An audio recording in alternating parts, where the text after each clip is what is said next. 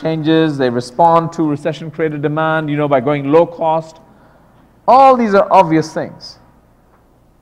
Most companies are doing this stuff, but what they're actually doing is more.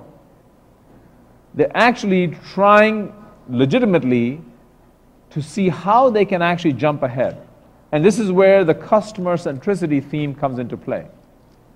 What you find is that in down markets, these companies, across industries, I have not even talked about retail, guys, I'm talking about across all industries, somehow they discover that driving value to your customer becomes a key source of advantage. And I will explain to you what I mean by driving value to your customer in just a moment. But somehow they figure out that it's about driving value to your customer. Now let me step away from the recession for a minute here. It's not just that we're facing a recessionary environment or a shrinking environment in the last year and a half. There is something else that has been happening for the last, I would say, 10 to 15 years that we need to understand. That in many, many industries, there was this growing, what we call commoditization of business. Now, commoditization means that the product or service you sell starts to look like everybody else's product or service. Or at least in the eyes of the customer, it starts to look the same. Now, this happens for a variety of reasons.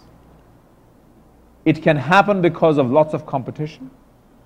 It can happen because the product itself is very mature, and so it is hard and harder to innovate. But whatever the factors is, the point remains that it gets harder and harder to drive uniqueness in the market. And once you start to face that, the worst case scenario is you're competing on price. Now the winner in the price game is the low-cost guy. Walmart is having a fantastic year, right? In the last 12 months, Walmart has done fantastically well at the expense of everybody else. So if you are a low-cost player in a market that is shrinking, you are in a great place. But how about everybody else?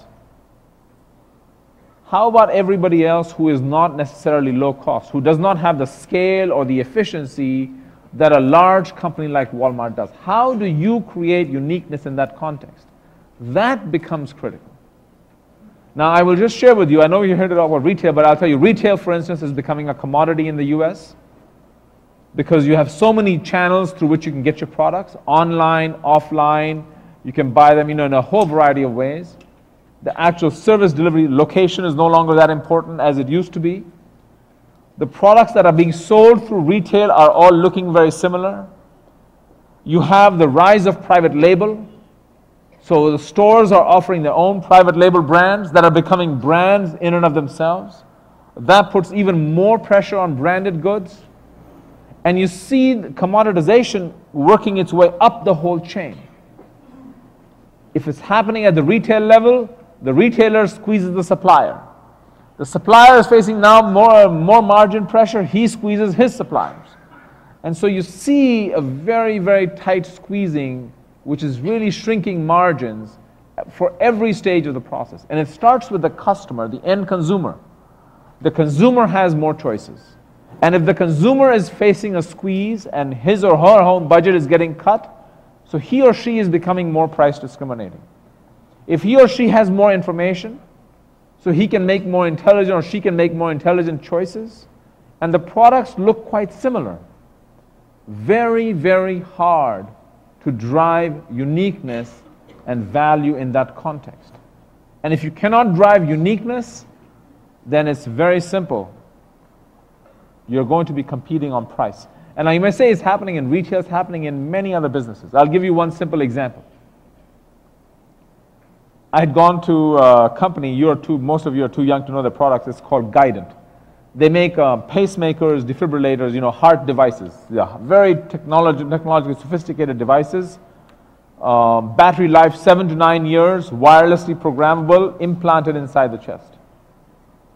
And in this business, it was all about product. Whoever had the newest product would gain market share until the next guy would copy him and a leapfrog, gain market share. 3 competitors in the business, very, very tough business.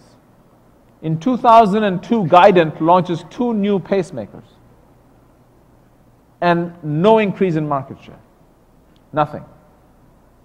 Normally, and they spend millions of dollars developing these products.